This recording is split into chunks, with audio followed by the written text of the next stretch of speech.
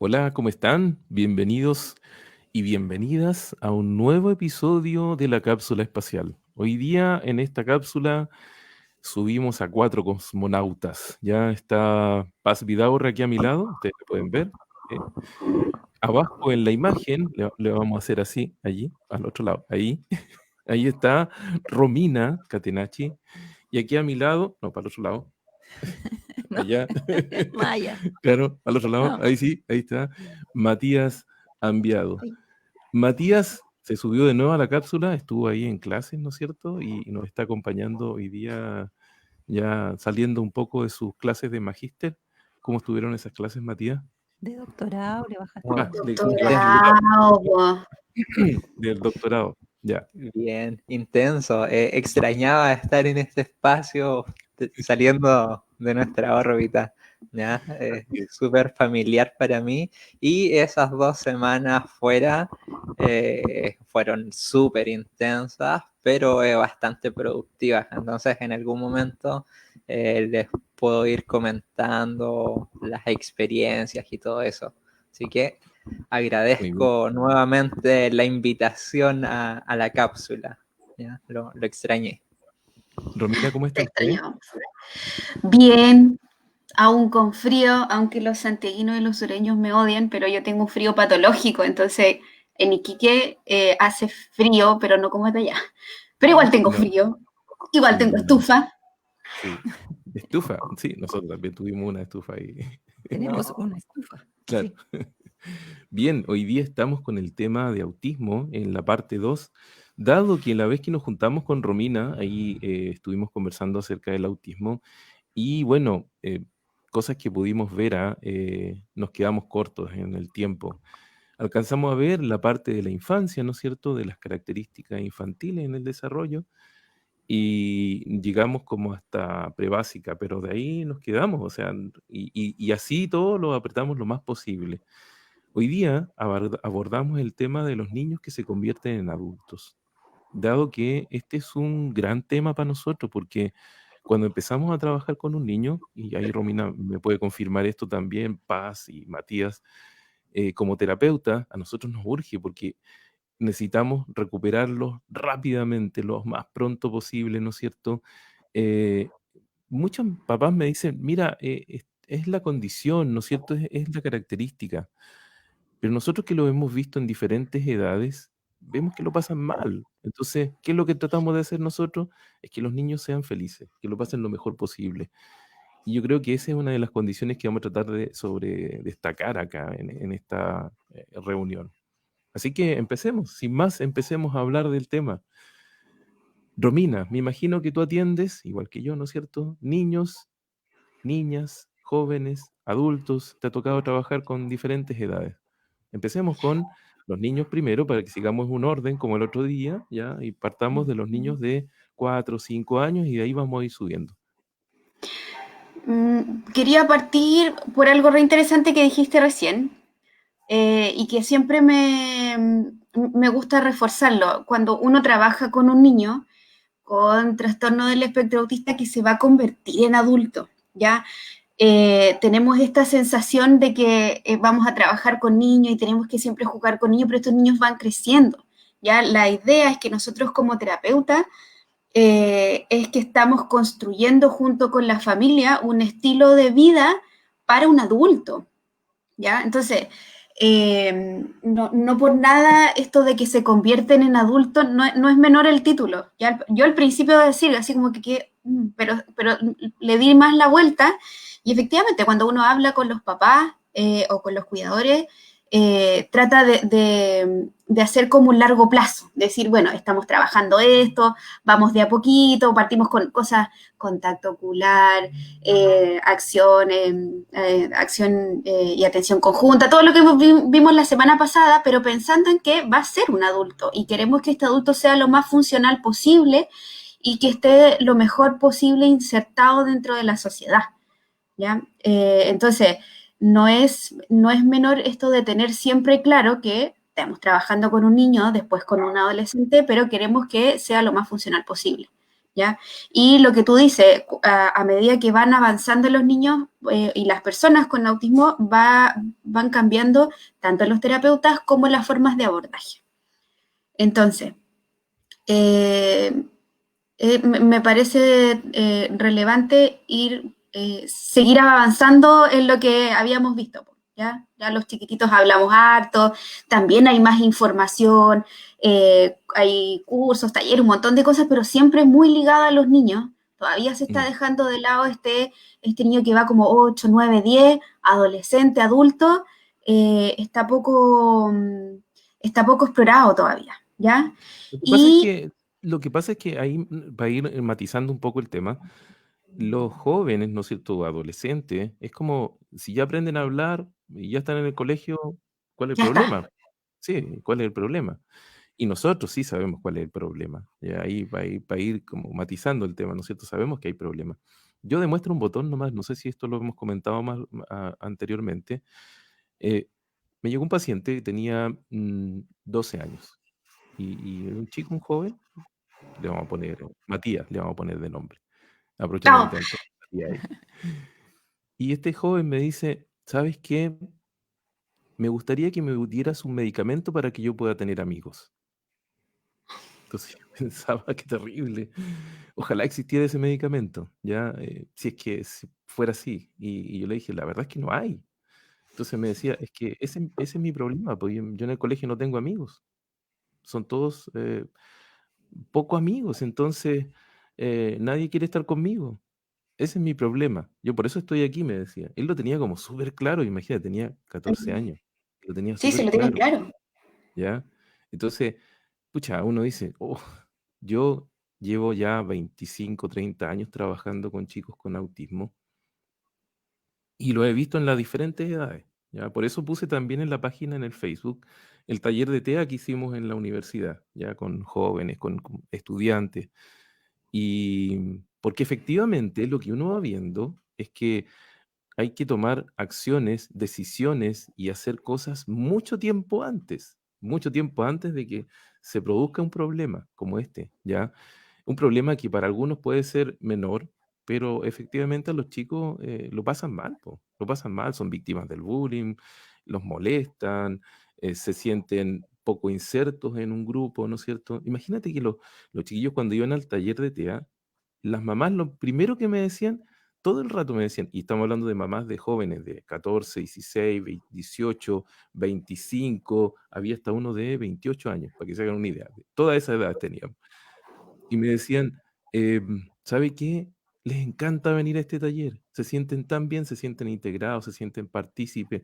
Sus estudiantes, me decían las mamás, son los amigos de mis hijos, de mi hijo. Lo echan de menos, quieren participar con ellos, etcétera, etcétera. Entonces, uno, ¿qué quiere hacer? Partir lo más temprano para evitar problemas en el futuro. Esa es como la idea, ¿sí? Asociado a eso, el otro día miraba el Facebook y aparecía todavía algunos de los chicos del taller enviándose mensajes con estudiantes y con egresados de la carrera. O sea, Ujú, las amistades, las relaciones se mantuvieron y eso fue muy bonito, sí. ¿ya? Lamentablemente no lo hemos podido volver A a reeditar, reeditar, pero ya sí, vendrá, sí. parte 2. Alcanzamos a hacer 2 años el taller, y eso fue bastante bueno. Matías no alcanzó a conocer de eso porque él se integró hace poco a la carrera y Romina tampoco alcanzó a conocer del taller. Estábamos trabajando, ¿no es cierto? 2 años trabajamos seguido en eso. Terminamos con una obra de teatro, en un teatro, ¿no es cierto? Con mucha gente, salieron en el diario, fue así como bien, bien bullado el asunto. Y el objetivo para nosotros no era hacer una obra de teatro, era solamente trabajar en términos de habilidades sociales y habilidades de comunicación. Ese era lo que buscábamos, pero mejoraron notablemente. Hay como 5 o 6 experiencias internacionales que hicieron lo mismo. Nosotros cuando partimos con esta idea, bueno, partí yo porque la idea es que esa idea mía, porque soy un poco loco, esta cosa del teatro me encanta, ¿no es cierto? Entonces quería hacer teatro con los chiquillos. Yo le dije, mira, esta es una oportunidad, se llama aprendizaje de servicio, es una oportunidad de trabajo, de aprender, y los estudiantes me la compraron, pues y eso es lo mejor de todo. Y como les decía, estaba este grupo de jóvenes con TEA y participaban todos los miércoles. Después de las 4 de la tarde estábamos hasta las 6, 7 de la tarde a veces.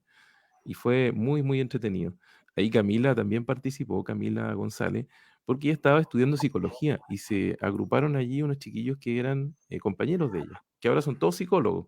Y a todos les sirvió el taller ese. Así que es como uno dice, es recíproco, ¿ya?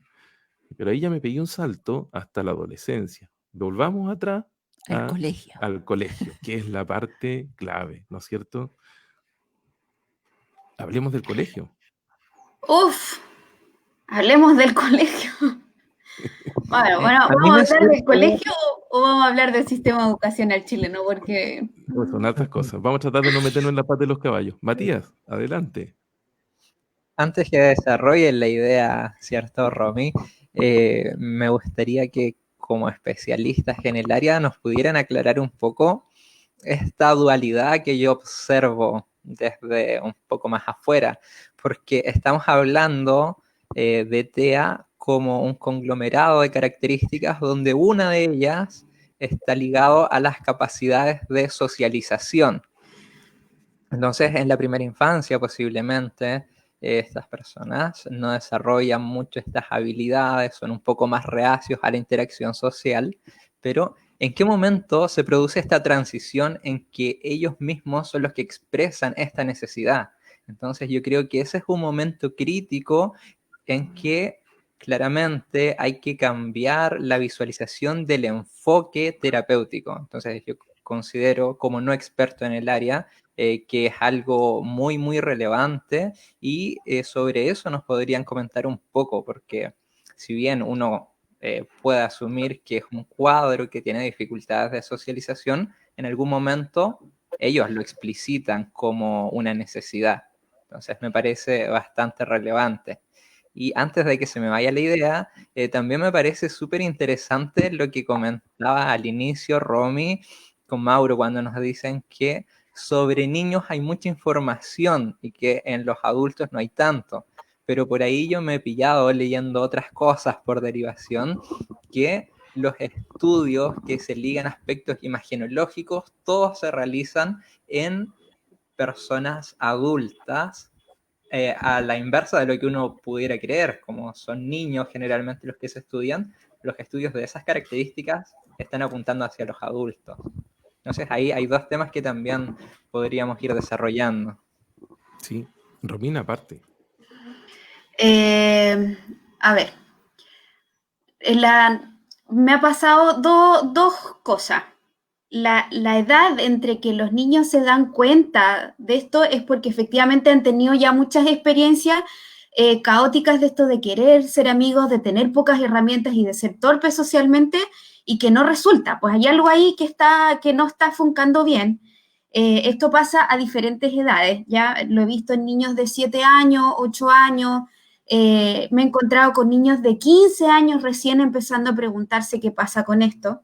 Ya me he visto desde el otro lado, donde hay familias que no quieren revelarle al niño, efectivamente, decirle, mira, tú tienes un diagnóstico. Ese es otro tema muy grande cuando efectivamente se abre el tema del diagnóstico y el niño y la persona con autismo se identifica con el cuadro, ¿ya? Y que a partir de esa identificación es muy significativo para muchos poder decirlo y poder como comprenderse a sí mismo. Pero como te decía, la diferencia en las edades es distinta porque el nivel de maduración también de los chiquillos es súper distinta y depende también en dónde estén insertos, ¿ya? Eso por un lado, ¿ya? Lo otro que quiero como darle como la vuelta más larga es que, como tú dices, se estudia mucho en niños mayores y en niños hombres, ¿ya? Recién siento que esto del autismo en niñas, y que no es, porque antes se pensaba que el autismo en niñas era severo, muy severo, y que no existían las niñas TEA leves, como de alto funcionamiento, y nos estamos dando cuenta que efectivamente están, ¿ya? Están, pasan más piola de lo que pensamos, ¿ya? Son más mal etiquetadas de lo que nosotros pensamos. Entonces ahí hay que darle también una vuelta bien larga qué pasa con las niñas TEA y más encima adolescentes, ¿ya? Yo creo que eso es un tema que está baldío, ¿ya? Hay que explorar mucho por ahí. Y lo otro es que me gustaría hacer como una aclaración, porque me pasa que muchos papás me preguntan, oye, ¿yo seré el espectro autista? O mi hijo tiene algo de lo mío, yo me veo muchas cosas que tengo que mi hijo también tiene, o que ven un tío por ahí como parecido, ya el abuelo también. Entonces, la pregunta es la siguiente, ¿cuándo también se empezó a diagnosticar el autismo? ¿Ya? Recién aparece Leo Kanner en el 43 exponiendo un paper hablando de estos niños que tenían dificultades, ¿ya? Antes fue Hans Asperger, pero lo publicó en alemán, hay que decirlo. Pero el Y padre además en el para mí es contexto, y sí, además Hans en el Asperger. Tiempo contexto equivocado. de la Segunda Guerra Mundial, además el contexto de los Exacto, ¿ya? nazis, después todo el tema, si no es menor. Ahora, claro, entonces vámonos para atrás, en nuestro país, ¿ya? Siendo que el autismo recién se empezó a conocer a partir del 50, 60, más tirado para el 70. Entonces, si nosotros nos ponemos a pensar, nuestros papás, nuestros tíos, nuestros familiares, si tienen a lo mejor parte del espectro autista, capaz que sí, po. Y sí, efectivamente están, pero el diagnóstico en sí tampoco estaba. Entonces, tenemos muchos adultos del espectro autista, ya que nosotros ya tenemos con el Mauro, tenemos como un radar, como que de repente conversamos con alguien y decimos así como, ya, empezamos como a sacar un poco de rollo, ya, pero efectivamente está lleno de adultos no diagnosticados y que son funcionales, algunos no tanto, ¿ya? Pero sí, efectivamente, no estaban diagnosticados. Entonces, eso me parece también súper interesante porque hay una gran generación todavía, de lo que hablaban con la alumna la semana pasada, que hay una gran generación que no está diagnosticada y que no va a ser a lo mejor diagnosticada, pero sí tienen algo interno que algo no les cuadra, ¿ya? Y Así yo, es. eso me lo han contado muchos papás, no Mm. son pocos, sobre todo papás que me dicen, yo veo a mi hijo que se frustra y veo cosas que yo me pasaba cuando chico, él le pasará lo mismo, va a evolucionar igual que yo, va a ir a la universidad, incluso a veces me preguntan. Entonces, me parece interesante esto de aclarar el tema, ¿ya? Porque si de repente nos vamos a encontrar con adultos del espectro ampliado, como decimos nosotros, que no estén diagnosticados y no van a ser nunca diagnosticados. Así es, tal cual. Asociado a eso, es importante igual que los papás que nos escuchan Sí, sobre todo. también sepan que no todos los niños se diagnostican como a la misma edad, Mm. que va a depender del Exacto. grado, ¿verdad? Si es un nivel 1, 2, etcétera. Porque hay niños que van a ser diagnosticados como TEA y claro, tempranamente no tienen lenguaje, entonces es muy fácil de poder acceder a un diagnóstico temprano. Pero van a haber el grupo de niños, ¿verdad? Que sí hablan tempranamente, sí van al colegio, van al jardín infantil, ¿verdad? Y muchas veces los problemas empiezan a aparecer cuando está en primero básico, en segundo básico. Mm. O Entonces, incluso más adelante, ¿ah? claro, Sí. incluso yo Incluso hace la algunos adolescencia, días sí. conversaba con una familia, ¿verdad? En que un chico había sido diagnosticado recién a los 15 y quizá a esa edad se pudo explicar muchas cosas, en realidad. Muchos diagnósticos previos erróneos, mucha incomprensión también. Y en cierta forma ellos también a esa edad pueden decir, puedo explicarme cosas. En Sí. cierta forma, Lo tal como otro, mencionaba hace un rato la Romy. Mm. lo otro importante es cortito, pero lo que dice la pasita es súper interesante porque en el DSM-5 ahora dentro de los criterios diagnósticos no solamente se habla de que se puede diagnosticar en la infancia, sino que se puede diagnosticar ahora a lo largo de la vida. O sea, vamos a tener, porque antes decía, bueno, no es de la infancia, es de la Mm. adolescencia, así que ya no es TEA, tiene otra cosa, tiene un trastorno de la personalidad, tiene cualquier otra cosa. Y resulta que el DSM-5 hace ese cambio que es re importante, donde efectivamente se puede diagnosticar mucho después. Y de hecho, tengo un papá que una vez me dijo, ¿me puedes evaluar para ver si yo soy TEA? ¿Ya? Y efectivamente pasa eso. ¿Ya? Eso me Lo gustó, que, ese cambio que hicieron el DSM-5 porque da una chance también de hacer como un estudio retrospectivo también. lo que pasa es que efectivamente, como tú bien dices, el concepto del diagnóstico después es otro tema, que vamos a tratar de aprovechar de tocarlo también, aún nos queda tiempo con eso, y resulta que para poder hacer diagnóstico se requiere, bueno, fundamentalmente experiencia, ya, haber visto muchos niños, ¿no es cierto? Conocer las herramientas diagnósticas, actualmente hay herramientas que son gold estándar, ¿ya? Pero así todo, toda la información que hay previa, ¿no es cierto?, está antes de que aparecieran estas herramientas de diagnóstico y la gente lo hacía conociendo esencialmente, ¿ya? Y la verdad es que cuando uno hace harta terapia y ve harto chico, ¿no es cierto?, ya es más fácil hacer el diagnóstico. Y con los adultos también, con los adultos es posible hacer diagnóstico y la información que uno debe transmitir a las personas es súper importante porque cuáles de los elementos, ¿no es cierto?, son los que al final a uno le llaman la atención para poder hacer el diagnóstico, ¿ya? Y ahí es cuando uno tiene que empezar a poder centrar la información. Y actualmente todos los adultos que no han sido diagnosticados caen en la categoría de el espectro ampliado.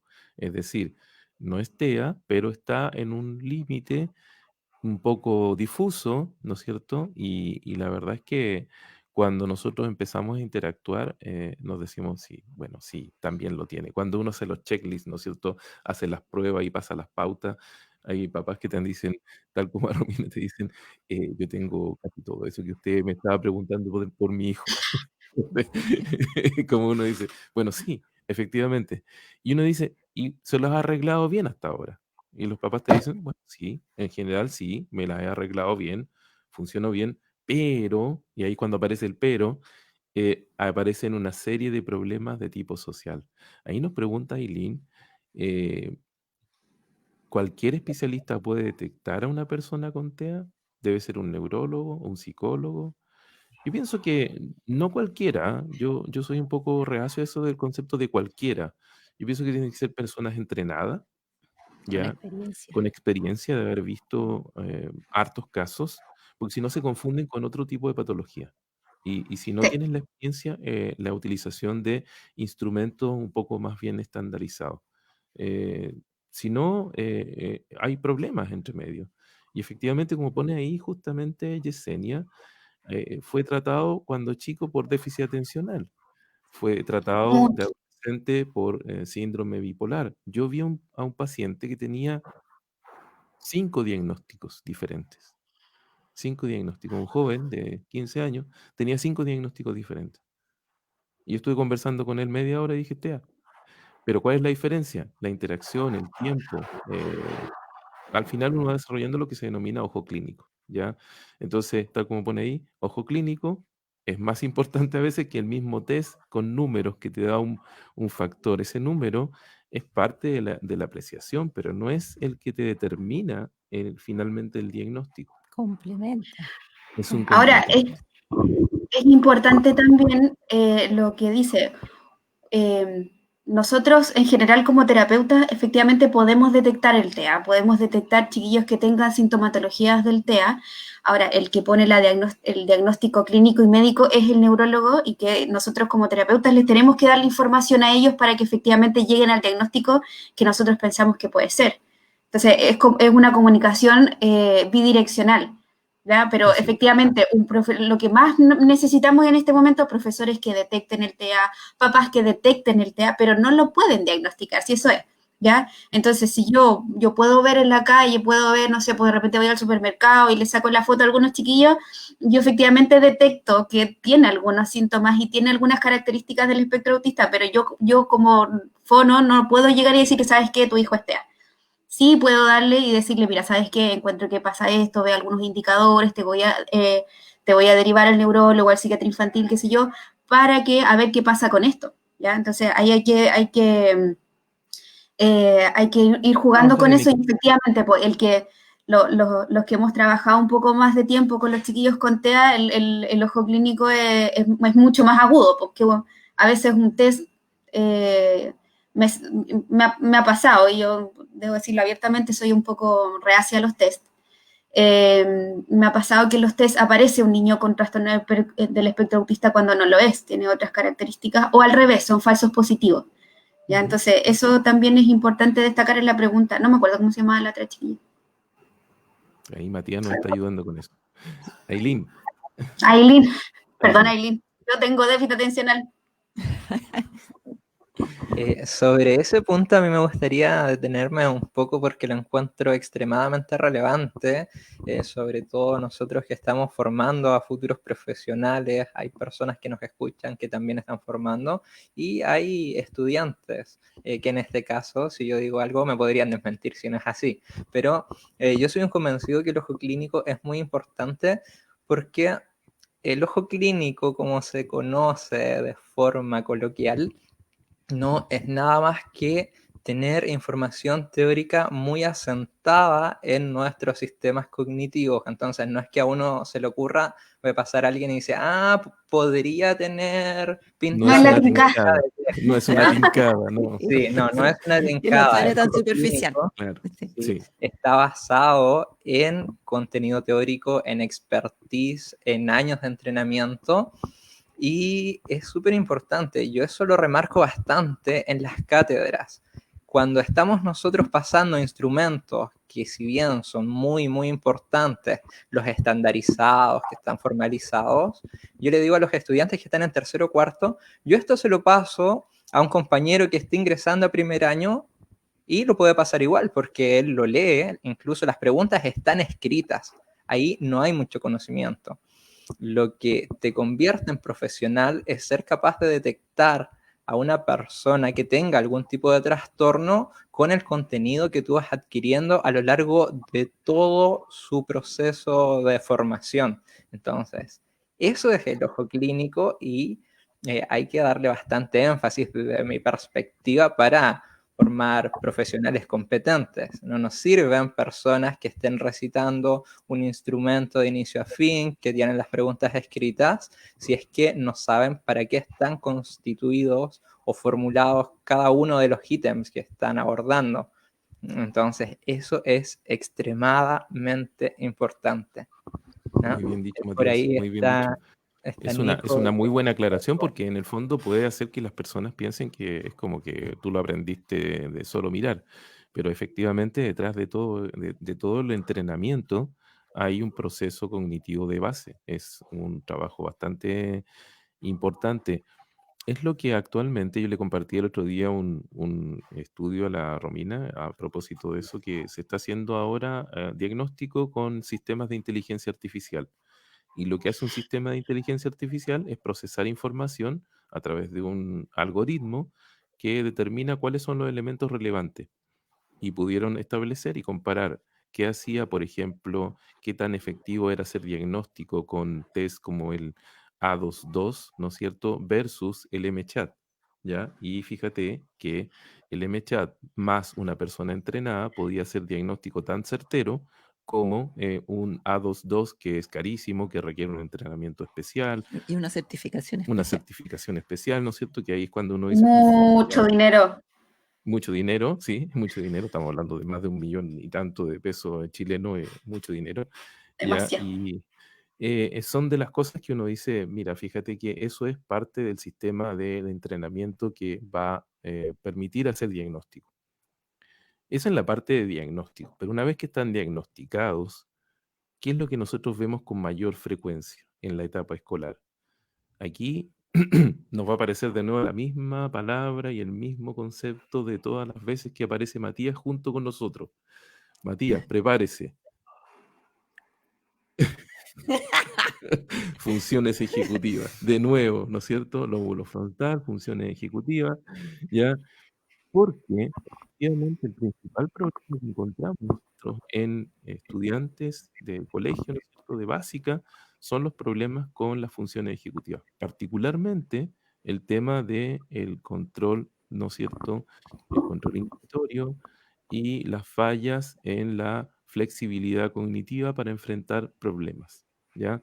Y esa problemática que se da con la flexibilidad cognitiva, nosotros la vemos muy temprano, en niños muy pequeños.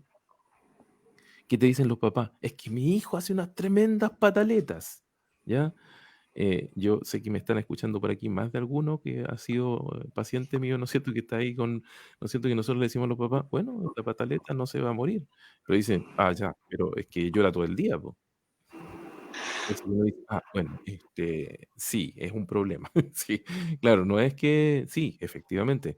Algunos papás te dicen, es que le dan crisis. Y uno dice, ¿tiene epilepsia? Y no es una epilepsia, es una pataleta gigante, ¿no es cierto? Que se desencadena, que se gatilla porque se acabó la mermelada, por ejemplo.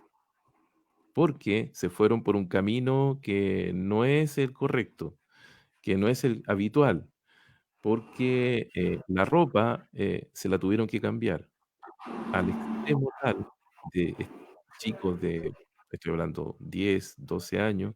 Un papá un día me dice, ¿sabe qué? Miren los zapatos. Y yo miro los zapatos y dice, qué rara la chala. Me dice, no son chalas, son los zapatos que los tuvimos que cortar en la punta porque ya no le cabían y no se quiere poner otros zapatos nuevos.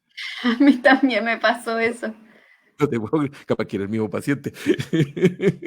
Es como los papás relatan que tienen que lavarles la ropa escondida En la porque se quieren noche. poner la misma ropa En la todos los noche. días. El mismo gorro no se les puede perder, la polera, ¿verdad? A mí me pasó un caso muy curioso de una chiquitita que todos los días se iba desde el jardín a su casa con la mamá y tenía todo un ritual, ¿ya? Porque ellos tienen ciertos rituales que van adquiriendo en el tiempo y tenía que pasar por ciertos lugares específicos. Y hacer. Claro, y esta niña chiquitita, un día la mamá se desvió en un trecho y no pasó por un lugar donde habían flores que a ella le gustaban y debía pasar por las flores. Y Fatal. lloraba, pero amargamente y la mamá no podía saber qué le pasaba. Así que la mamá pensó y dijo, ya me voy a devolver. Y se devolvió por el mismo camino de siempre y cuando la niña ve las flores se calmó y se pudo volver a la casa. ¿Ya? Pero esas cosas les pasan a muchos niños y con muchas cosas, no solo con las flores ni la ropa, Y no te lo sino pueden que, decir. Si tienen un exacto. problema de lenguaje, no te lo pueden decir. Y luego, si son No. más grandes, te dicen, es que no sé, es que siento cosas tan terribles que lo siento, pero no sé lo que me pasa. Y ahí empiezan los papás. Lo que pasa es que tú eres adolescente y no te entiendo lo que te pasa. Y el pobre adolescente tampoco entiende lo que le pasa. Y ahí es cuando uno dice, qué terrible. Si nadie se entiende, yo después lo llevo a un médico y el médico lo trata, el médico psiquiatra o el psicólogo lo empieza a tratar, pero por un componente emocional clásico no va a poder resolverle el problema, porque eso es Ujú. lo que conversábamos la otra vez cuando estaba Sebastián y estaba Consuelo con nosotros, porque los psicólogos habitualmente ven una problemática, y ahí por ahí nos puede comentar Camila también que es psicóloga, pero en lo habitual, en los contextos tradicionales, no en función de lo que estamos hablando ahora. Imagínate, ¿cómo se va a imaginar esa mamá que la pataleta se había gatillado porque no había podido seguir una secuencia de eventos? ¿Ya? Eso es Es como el tema. súper complicado porque en general las funciones ejecutivas son las últimas en madurar también. Ya se Además, supone que las funciones ejecutivas maduran entre los 20 y 21 años aproximadamente en una persona neurotípica. ¿Ya? y más, podríamos hablar Y hasta los más, 30. hay algunos que nos demoramos más. 30, Entonces, Sí. por ahí. estas funciones ejecutivas son de larga maduración. El sistema en general prefrontal es lento, ¿ya? Es lento. Más encima tenemos que agregarle una persona que tiene dificultades en el control de la inhibición, en la programación a veces incluso. Entonces, es más complicado, sobre todo esto, las funciones ejecutivas afectan mucho en la adolescencia también, ¿ya? Tenemos un chiquillo que está teniendo por ahí, María Esther Lizana puso el cambio hormonal que tienen las mujeres, los hombres, ¿ya? Sumándole a este espectro Sí, autista, una voz a lo más mejor, o de sea, eso que tú estás contando ahora. es súper cansador también desde el punto de vista personal de la persona que tiene autismo, de la familia, de poder sobrellevar esto. Ya tengo, en mi caso personal, yo llevo varios años ya con algunos tratamientos ya de larga data, por más de 7 años con el mismo paciente. Entonces, he visto que me llegan chiquititos, de hecho tengo como 3 pacientes que llegaron chiquititos, 4, 3 años, y ya han pasado 7, ¿ya? Entonces, son niños que ya están escolarizados, están en proyecto de integración, tratan de hacer todo lo que pueden, pero están entrando en esta segunda etapa, ¿ya? En adolescencia, ¿ya? Hay cambios hormonales, ¿ya? Y que son visibles y no visibles también. Entonces, aquí también, como decía el Mauro, acá entra otro personaje importante dentro del espectro autista que es el psicólogo. Ya acá, sobre todo en la adolescencia y en este cambio, es súper necesario un acompañamiento tanto para la persona como la familia. ¿ya? Porque hay cambios acá que los papás a veces no se pueden explicar y hay que explicarlo efectivamente mezclado, po. Ya tenemos una persona que biológicamente está empezando a tener una adolescencia y está teniendo cambios hormonales y neurocognitivos, pero también tenemos este trastorno del neurodesarrollo que se viene arrastrando y que viene desde atrás, ¿ya? Entonces, un especialista que no sepa bien mezclar estas dos cosas, pucha, puede ser como un arma de doble filo, puede ser súper difícil de trabajar también. Fíjate que eso que tú dices es muy, muy cierto porque además está el tema de que a veces son tratados con medicamentos y esos medicamentos en vez de ayudar, empeoran el problema. Son de las cosas que Exacto. uno dice ahí, pucha, que fome. Oye, y yo quiero aprovechar de aclarar una cosa porque de repente uno dice, oye, los terapeutas para malo estos que tienen a un paciente 7 años.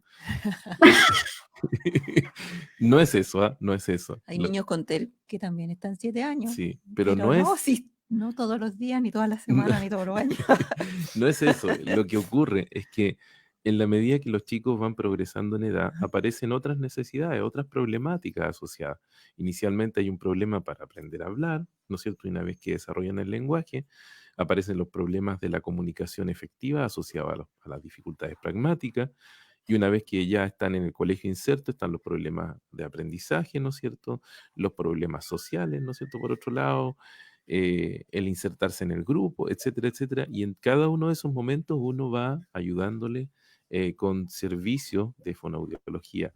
No es que no tengamos un paciente 7 años, ¿no es cierto?, tratando de resolver un problema. Eso es O como sea, los desafíos van cambiando. absolutamente, Hay absolutamente. mucho.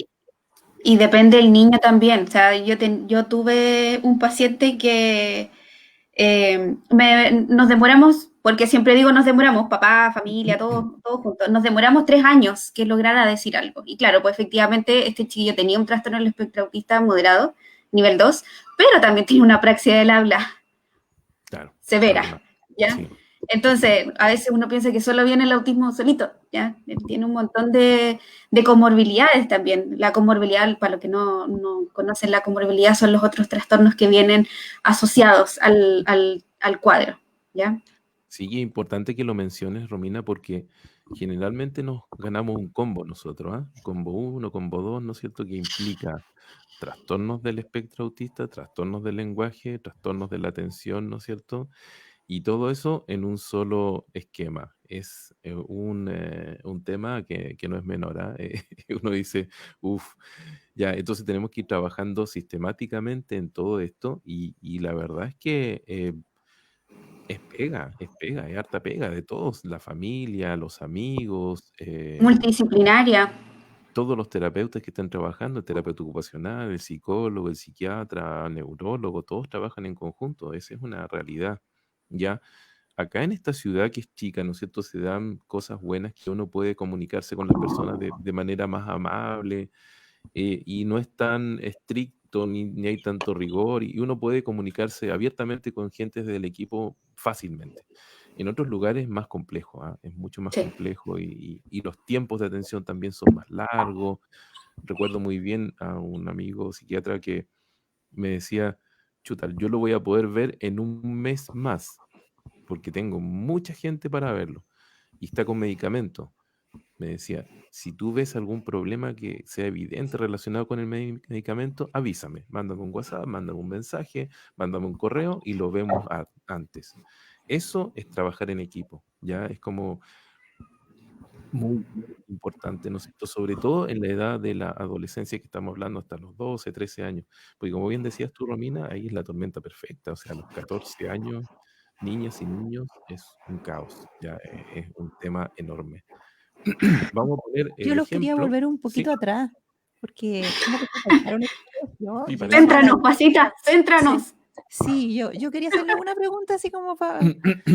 Porque hay papás que tienen niños en edad Sí, escolar. sí. Entonces, ¿cuáles son los ingredientes de esta receta para que estos chiquititos, ¿verdad?, puedan entrar al colegio, que puedan ir a primero básico, a segundo básico y mantenerse en forma adecuada? Mm. ¿Qué es lo que creen que ustedes que es lo esencial en general? Porque ya sabemos que dentro del espectro hay muchos casos distintos, ¿verdad? Hay muchos grados distintos. Me están golpeando la puerta. Sí. Espérame, sigue tú, Romina, yo me conecto enseguida. Ya. Bueno, estamos Este en de vivo. pandemia. Estamos en vivo. Siento. Eh, Mira, con respecto a eso, voy a tratar de no meterme tan en la pata de los caballos como dijo el Mauro. Pero No, líneas mira, generales. me voy a ir por, mira, me voy por el otro lado. Voy a responderte qué es lo que buscan los colegios para que un niño entre, ¿ya? Lo que buscan muchos colegios es que el niño efectivamente conozca una rutina diaria de entrada, recreo, colación, ya esta rutina escolar, que logre adherirse a esta rutina escolar.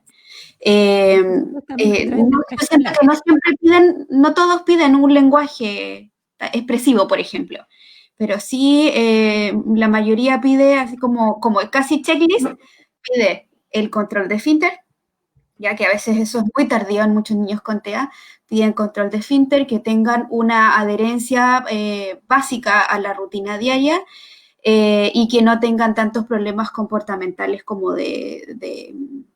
estos como berrinches que dicen, o pataletas, o descompensaciones, como quieran llamarle, y que no sea tan disruptivo para el resto del curso. Yo creo que esas son como las cosas que piden a veces los colegios y que no siempre se puede lograr.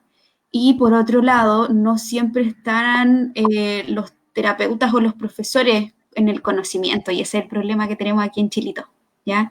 Y que yo siento que los fonos que trabajan en los pies están haciendo una carrera titánica, y yo me saco el sombrero con los fonos que trabajan en pie, y en las escuelas de poder transmitirle al resto cómo funcionan los chiquillos con TEA, ¿ya? Y poder incluirlos dentro de la sala, darles algunas estrategias, porque aparte de estos niños, de este niño con TEA, también hay un niño más que tenga o déficit atencional o tiene otra cosa, más 39 niños más que están en la sala.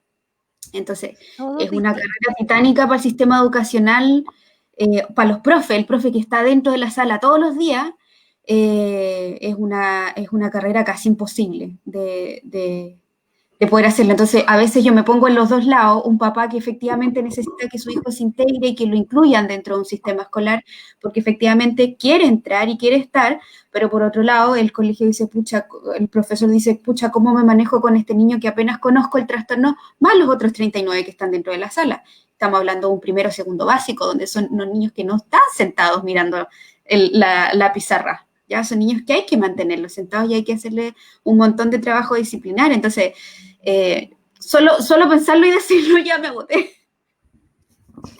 Los Es diseños interesante esa universales de lectura. aprendizaje. Yo creo que por ahí va la clave. El diseño o DUA, ¿no es cierto? Que conocen los profesores, es la clave. Pero eso requiere un trabajo Mucho trabajo. importante, sí. Y a veces es una pega que pucha, Requiere tiene que ser en cambios. común con los profesores, con los directivos sobre todo. Yo creo que es clave los directivos de los colegios, que entiendan algunos conceptos, que entiendan que si el niño está fuera del patio, no es porque el profesor sea malo, no es porque el profesor no sepa controlarlo, no pueda controlarlo. Es que necesitan a veces un espacio de regulación, es que necesitan salir porque hay mucho ruido. O sea, necesitamos claramente hacer muchas cosas que tienen que ver con conectarse con el equipo profesional. Por eso efectivamente los PIEs ahora hacen harto trabajo, ¿ah? Es duro el trabajo que les toca a los chiquillos que están en los PIE. PIE es Proyecto de Integración Educativa, Escolar. escolar, ¿no es cierto? Y yo creo que es un elemento importante. Se necesitan hartos cambios en el sistema educativo, lo tenemos súper claro. Seguimos enseñando como en el 1800, ya, sí, no, y me Que no quedo me- corto así. Eh, entonces, escucha, es harta la pega y efectivamente estos chiquillos nos miran a nosotros y en algún rato nos dicen, em, ¿no será que ustedes los neurotípicos no nos toleran a nosotros que somos extraños? ¿Ya? Que somos aspis, ¿ya? Y somos orgullosos de ser aspis, nosotros somos así, eso es lo que nos decían los chicos en el taller. Nosotros los aspis somos diferentes, somos inteligentes, tenemos mejor memoria que todos ustedes. Yo me acuerdo de todo lo que tú me has dicho, me decían, los libretos no me los tengo que ensayar porque ya me los sé. Eh, que teníamos uno que nos corregía todos los libretos, porque nosotros lo teníamos que leer, ¿no es cierto? Y él decía, eso lo sabía todo, de todos los demás compañeros. Entonces me decía, ven, ustedes los neurotípicos no saben, pues tienen un problema con la memoria. Entonces ahí hay un tema que tiene que ver con la tolerancia, con la integración, ¿no es cierto? Con la empatía. Matías, tú me ibas a decir algo, te interrumpí. Era profundizar un poco esa doble lectura que se hace sobre las necesidades que tienen que tener los colegios para aceptar a estudiantes con estas características, cuando debería ser a la inversa, deberían tener opciones de ellos escoger. Y ahí ya caemos un tema que tiene que ver con lo que ya ha mencionado Mauro, que es a nivel ministerial. Dos cosas antes de dejar pasar. ¿Ya? Primero, retomar un poco la idea para mantenerla fresca. En algún momento mencionaron las funciones ejecutivas y no profundizamos en eso, y eso para mí es algo que me vuelve loco. ¿Ya? Solo por eso lo menciono. Y desde esa expresión o esta historia que nos contaba Mauro sobre los niños que estaban o adolescentes en el taller de teatro, que decían, bueno, nosotros somos así, tenemos estas características, también lleva problemas porque las personas comunes, me refiero a personas sin estudios en el área, tienden a pensar que todos son así, y desafortunadamente ese es un inconveniente, porque como dice la etiqueta diagnóstica, es un espectro. Entonces, en un punto, en un extremo, tenemos a estas personas que efectivamente tienen muchas habilidades, hablando a nivel intelectual, específicamente memoria, como dice, pero en otro extremo tenemos un caso completamente opuesto. Entonces, siempre que se asocia la imagen de la persona con TEA, ya está caricaturizado como la persona brillante. Y ese es un gran inconveniente que se da en la teoría, en la práctica, porque, bueno, nosotros como terapeutas sabemos que cada persona es un mundo en el que debemos intervenir de acuerdo a sus necesidades. Pero un gran problema se presenta en relación a las teorías. Actualmente están tratando de llevar todos estos cuadros de TEA a buscar una explicación justamente en lo que comentaba Mauro, por eso me quería detener un poco, sustentándolo en las funciones ejecutivas. Pero desde el mismo origen ya viene sesgado ese resultado, porque estamos hablando que tenemos en un extremo personas que rinden muy bien en memoria de trabajo específicamente, memoria semántica a largo plazo, si lo mencionamos en otro aspecto, pero tenemos personas que rinden muy mal. Por tanto, para poder estudiar este tipo de población específica hay que delimitarla súper bien y comenzar a difundir. Yo creo que es más que conocido, pero posiblemente es porque nosotros estamos en este entorno. Pero es un espectro, entonces no podemos encasillar a todas las personas ahí. Por tanto, una teoría que ligue el TEA a funciones ejecutivas va a tener muchos inconvenientes en relación a lo mismo. Bueno, esa era la introducción. Mucho más complejo que eso. Es muy, muy complejo.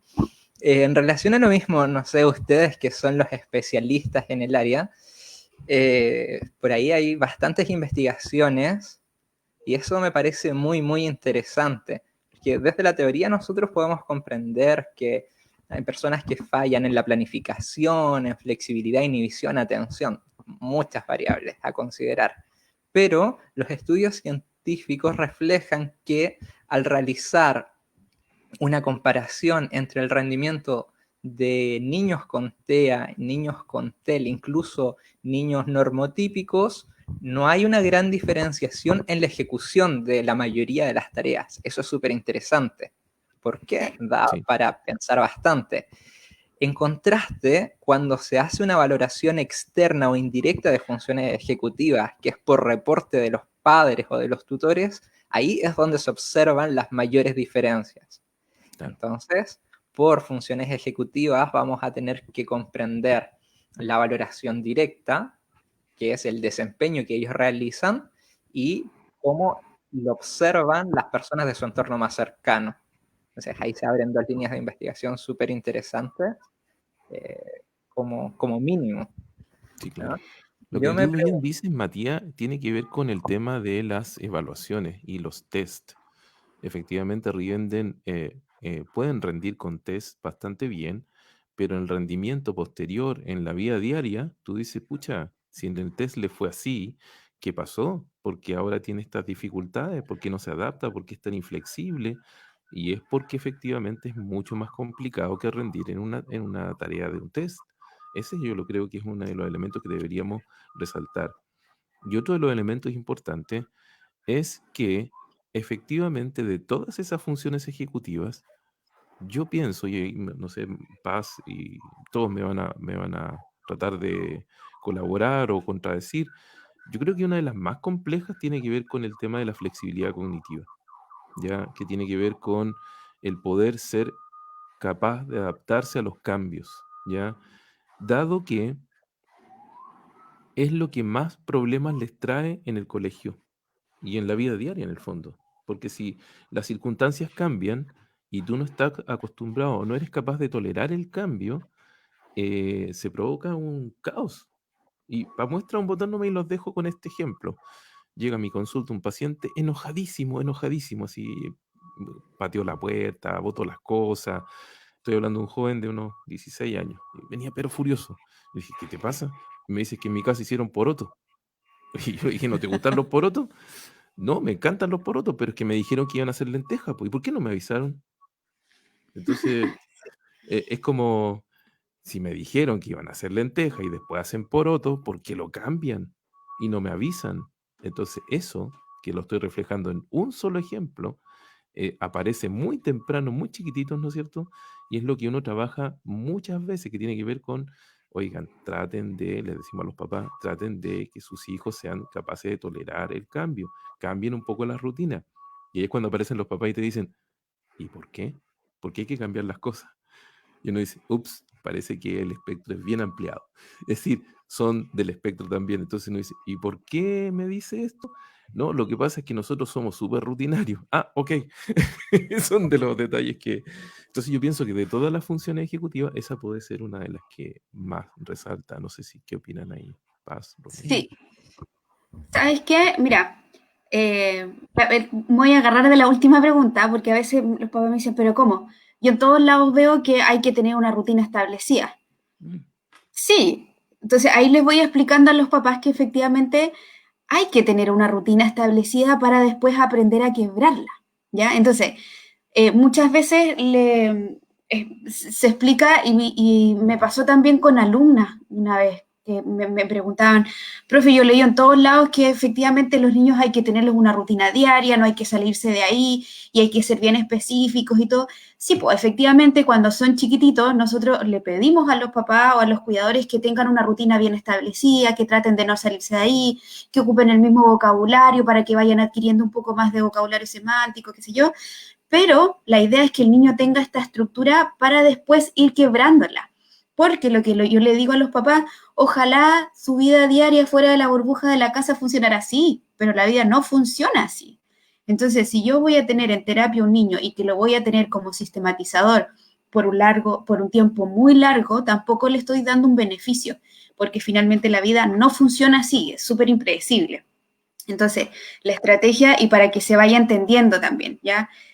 La estrategia que uno da al principio efectivamente es que hay una rutina establecida, ya los jardines y los colegios no sirven mucho al principio porque son súper cuadrados con los horarios, todos salen a recreo, todos se lavan las manos, todos van al baño, siempre son como bien ordenaditos, pero la idea es que nosotros, una vez que el niño tiene eso, nosotros vamos quebrando eso para que el niño vaya aprendiendo a regularse con esa impredictibilidad que es, ¿ya? Entonces, ojo con eso porque ya me ha pasado no más de una vez esto de decir, bueno, ¿cómo? ¿Le enseñamos a ser flexible o no le enseñamos a ser flexible? Porque por un lado me están diciendo que el niño tiene que ser flexible, que le tenemos que enseñar, pero yo le estoy haciendo una rutina súper cuadrada. Entonces, ¿cómo va eso? Claro, pues efectivamente, a veces les doy el ejemplo de que, imagínense que ustedes se van de viaje, ¿ya? Y que se van, no sé, a Europa, ¿ya? Pongámosle que tenemos muchos millones y nos vamos a Europa. Y voy a Y que viajar por toda Europa y me pasan una bolsa de monedas de, no sé, de Francia, de España, de un montón de países. ¿Qué es lo que hago yo?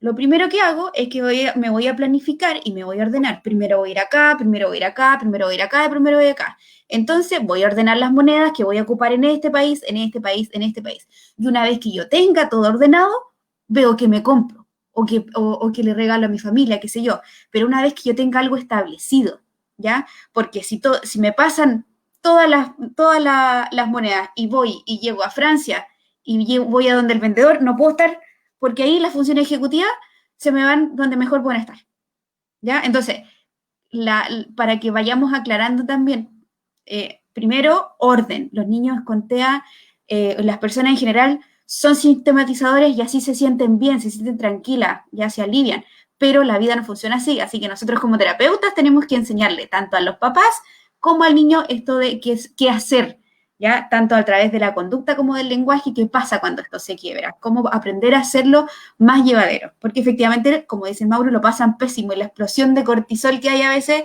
es monstruosa. Pero eso fíjate que se da hasta en los papás, po. Increíble. Yo lo he A visto todos. en mi estudiante, cuando estamos pasando esta parte, ¿no es cierto?, relacionada con el TEA. Y le digo, chicos, vamos a hacer un experimento. Ustedes se van a cambiar de lugar en su casa donde habitualmente almuerzan o ven televisión. Y hay varios que me quedan mirando así como, no, ¿por qué? ¿Por qué me tengo que cambiar de lugar? Me siento siempre en la misma silla, en el En la- mismo lugar. con el mismo plato, en la Sí. misma taza. Es que esta taza es especial. Y uno dice, es una taza, ¿sí? Eso es lo que nosotros tratamos de explicarle a las personas, ¿no es cierto? Que es la clave en el proceso terapéutico. Si no hacemos esto, nosotros desde muy pequeños es muy difícil posteriormente adaptarlo a la tolerancia a los cambios. ¿Ya? Y ahí, en relación a esto, estamos en una situación en que nuestra rutina cambió, se Dramáticamente. rompió. O sea, las rutinas que teníamos por año, que toda la familia teníamos por año, se quebró. ¿Qué pasó con sus pacientes? Uf, ¿qué Buena pasó con mis pacientes? pregunta. Porque yo he visto como de todo. Mm. Ahí, el Yo otro día también. conversaba con una mamá y le preguntaba, ¿y cómo está su hijo mayor? Oh, está bien, está feliz, me decía, porque en realidad no tiene que salir, así que está contento, está menos ansioso, está más tranquilo. Pero ha pasado en otros casos que es lo opuesto. Mm. Sí, Sí, sí. exactamente. Antes de que pasen a responder esa pregunta de Paz, me gustaría también dejar una idea planteada ligada específicamente a la función ejecutiva en cuestión, la flexibilidad cognitiva. Analizando, imaginemos que nosotros estamos, ¿cierto? Acordamos una cita con una persona independiente de quien sea, ¿cierto? Pero nos tiene muy motivados a salir. Cuando llega la hora, nosotros nos hemos estado preparando 4 horas posiblemente y 3 minutos antes de la reunión nos cancelan. ¿Qué hace uno? Obviamente no está feliz dando vuelta por la casa y yo llevaba a ese extremo, digo, obviamente yo no quiero que me cambien el plan en ese momento porque yo ya estoy focalizado en ese momento, ¿no? Es un extremo, pero digo, las dificultades en flexibilidad cognitiva de los niños o las personas con TEA residirán específicamente en la flexibilidad como función cognitiva o se ligarán incluso más a la función emotiva, como en el caso que les expongo. Porque si hablamos solo de la función ejecutiva, posiblemente uno dice, rinde súper bien al hacer un laberinto, logra salir, se equivoca, vuelve y lo logra. Pero cuando lo llevo a lo social, ahí es donde falla. Entonces, ¿será tan función ejecutiva pura o tiene que ver más con el gatillante emotivo? ¿no? Entonces yo creo que también es algo que uno debe analizar, porque a veces, por estar uno metido mucho en el tema, cree que todos son funciones ejecutivas, pero cuando uno hace un análisis un poco más detallado, posiblemente hay otras explicaciones que nos pueden estar dando pistas de que la idea va hacia otro lado y se puede confundir porque esta visualización es muy sutil. Entonces, una persona que no está entrenada, que no tiene la teoría que se liga a procesos cognitivos emotivos, no lo nota, ¿ya? Pero ustedes son genios en esto, yo creo que me pueden responder algo al respecto. Pero es que las funciones ejecutivas no se mandan solitas, po. Es que ahí va, po. El cerebro no trabaja solito, ¿ya? Sobre todo si la amígdala ahí está dando vuelta entre medio y está haciendo acción, es al revés. Ahí manda la amígdala muchas veces con respecto a las funciones ejecutivas, porque depende de la motivación y las emociones cómo vayan funcionando. Si yo tengo susto, si yo tengo miedo, si tengo asco, si tengo pena, es como va a funcionar también las funciones ejecutivas. Sí. Primero nació la amígdala, después la función ejecutiva. Así es, efectivamente, en la ontogenia, ¿no es cierto? Y en la filogenia, efectivamente, primero están las estructuras que tienen que ver con el proceso emocional y luego las cognitivas más nuevas, ¿no es cierto?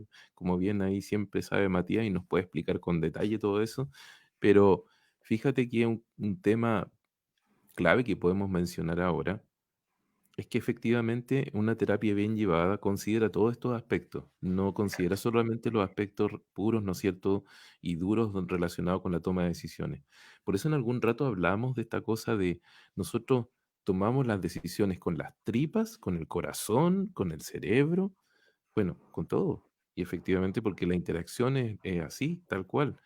Y las emociones, tal cual, son un elemento tremendamente importante. Y hay personas que dicen, en los niños con TEA tenemos que trabajar las emociones porque ellos no sienten. Eso es error, terrible, es un terrible error. Ellos Eso sí que es un sienten, mito. y es un mito Ellos tremendo. sí que sienten, pues. Sí, efectivamente, y sienten muchas cosas con una sutileza tremenda. ¿Qué es lo que pasa? Es que no lo pueden expresar con la misma naturalidad que lo hacemos nosotros. Tienen que elaborarlo, tienen que procesarlo y luego poder expresarlo. Entonces, todo eso es un elemento, no es llegar y largarse, ¿no es cierto?, cuando uno trabaja con esto. Yo creo que es una cuestión eh, que es clave poder tener consideraciones cuando uno hace una intervención. Yo creo que toda esta información ojalá le llegue a muchos profesores, porque a los profesores efectivamente es a quienes nosotros queremos llegar, que son los que están en la primera línea con los chicos trabajando, ¿no es cierto? Que tienen que tolerar toda la mañana, toda una jornada completa, el trabajo duro que significa enseñar, ¿no es cierto? Y poder trabajar. Allí nos ponen que efectivamente sienten mucho y sobre todo en la adolescencia. Efectivamente, Es es que que se es enamoran, se frustran. tremendo, es tremendo, es tremendo. De ahí cuando uno dice, pucha, ojalá un psicólogo o psicóloga me pueda ayudar, porque en realidad yo no tengo todas las herramientas para poderle ayudar, ¿ya?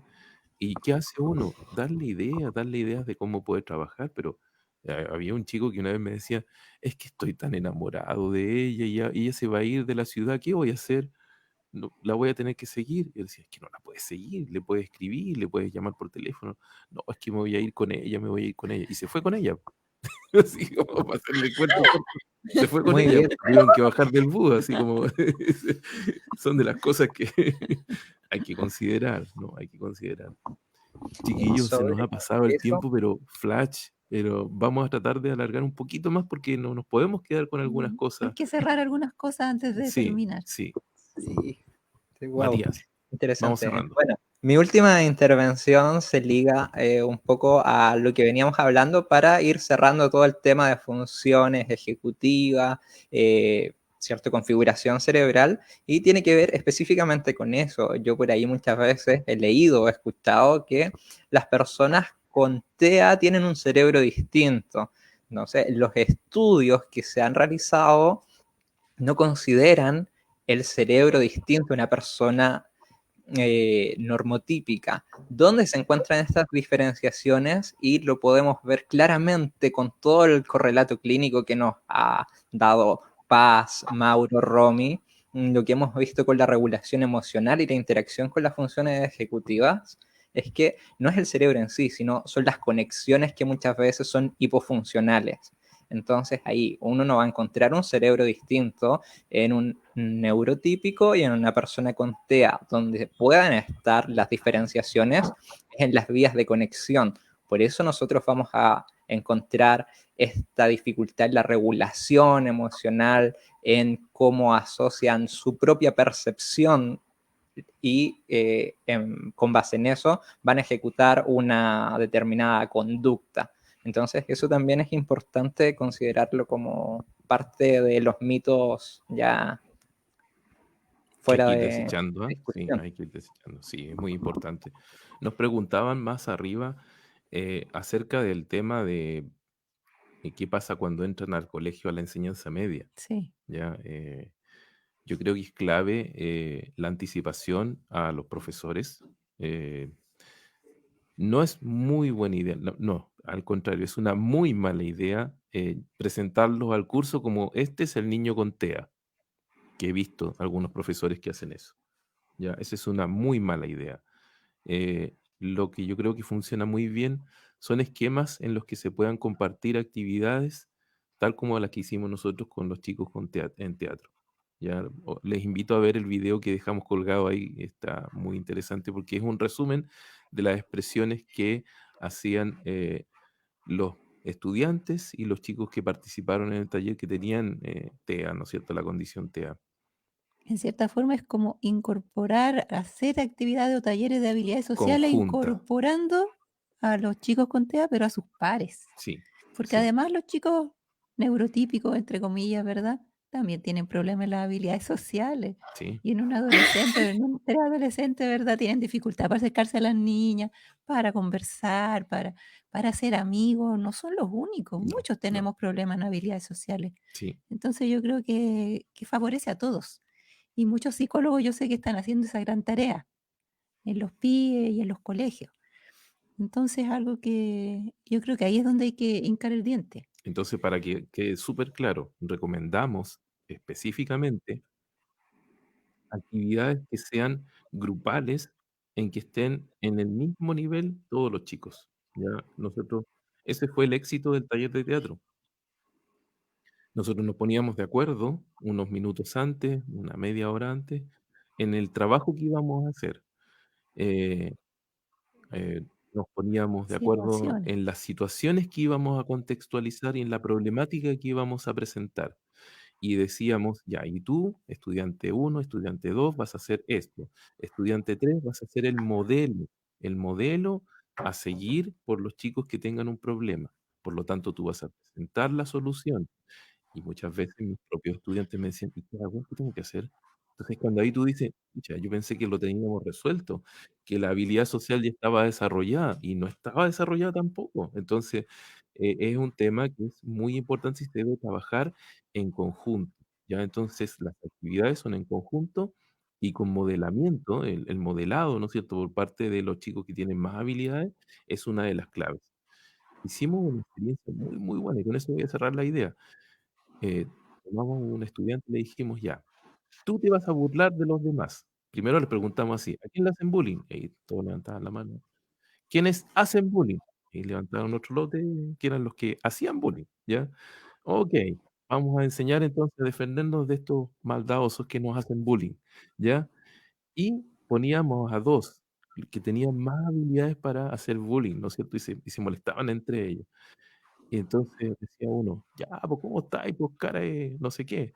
Y el otro se defendía y le trataba de dar las estrategias para que sus compañeros tomaran esas estrategias de la mano. Ese esquema es el que mejor funciona, porque al final tú lo que le estás tratando de mostrar es cómo trabajas en conjunto y cómo tus propios compañeros te van enseñando la actividad. Ese aprender a defender, ¿ya? Yo creo que esa es una de las cuestiones clave. Uy. Sí, Sí, Ailén Eh, tiene toda la razón, ¿ah? sí. Hay otra persona que nos pone que en el colegio se suele enfatizar el trabajo fuera de la sala, Sí, con los sí. profesionales, pero no se hace un trabajo integrado muchas veces con sus pares. Y yo creo que ahí es donde Eso una es lo que hay que necesidad. enfatizar, al Estamos revés. en un mundo que está llevando a la educación emocional, Mm. al desarrollo de habilidades sociales, Y eso es una necesidad para todos los niños. Y ahí está la educación inclusiva, porque es para todos. Todos Sí. lo necesitan. Cada niño la necesita en algún grado distinto.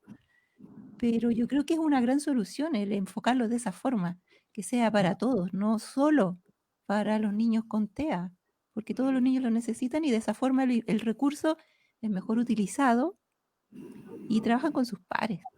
Ese yo creo que es la clave, esa es la Sí. clave más importante. No es que los TEA por un lado y no, ¿No? todos juntos van a trabajar en este taller, en esta habilidad, es diferente Diversidad. el concepto de la diversidad, ese yo creo Exacto. que es la clave. Sí.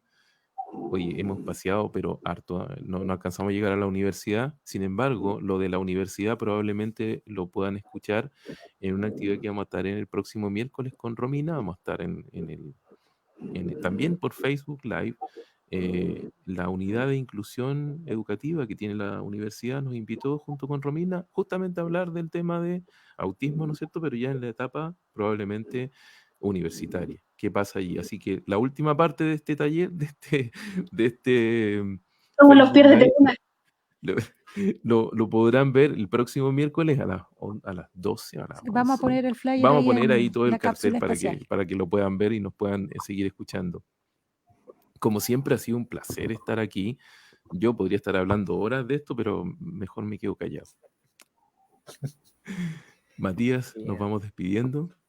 Sí, no, encantado de estar acá nuevamente después del receso que me di. Gracias por acogerme. Ya lo pasé súper bien. Esta hora 10 que llevamos se me pasó en nada. Y sí, como dice Mauro, podríamos estar hablando horas y horas de lo mismo, profundizando, filosofando incluso. Además. Y sí. Eso, contento de instarlos a ver el final de la trilogía de Eso TEA. la tercera parte. ¿Ya? Que va a Podría estar seguir porque muy, me muy falta el adulto. Sí, ¿sí? Y sin eso, duda. ya esperamos seguir contando con su audiencia, con sus comentarios que van enriqueciendo todo lo que nosotros podamos discutir en estos minutos. Sí, igual quería dar, hay muchos nombres que se nos han ido repitiendo semana a semana y ahí tenemos, ¿verdad? Que nos acompañan, amigos que nos acompañan sistemáticamente, nuestros Sí, fans número 1, pero se han ido agregando muchos, sí. ¿verdad? En el camino. He visto nombres de ex compañeras del colegio, Oh, así qué que les mando maravilla. saludos a mis amigas Qué maravilla. profesionales también de educación. Sí. Muchas entonces igual están muy interesadas en estos temas. Mamás que he conocido esta semana también están por allí. Así que un saludo a todos. Y a nuestra fan número 1, Nicolé, Sí, nuestra Nicolás. estudiante, ¿verdad? Que siempre es la primera que está ahí Somos al pie del cañón escuchándonos. el panorama del día viernes, nos dijo.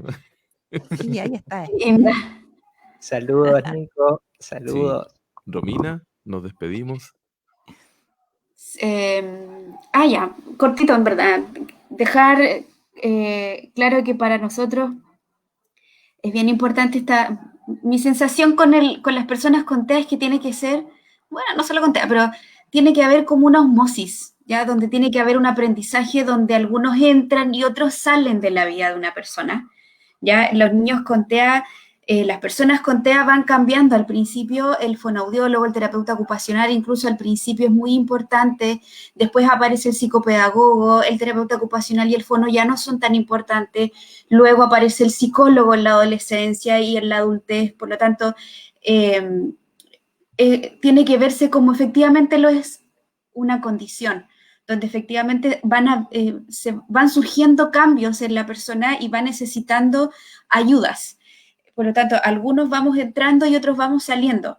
Ahora, esto solo el lado terapéutico, pero también está la familia, está el colegio, porque la persona con TEA tiene una participación social, tiene una participación en su familia. Entonces, esto de que entran algunos y salen tiene que verse como en todos los flancos donde aparecen los chiquillos. Entonces, familia, amigos, primos, a veces unos están más presentes, otros no tanto, hay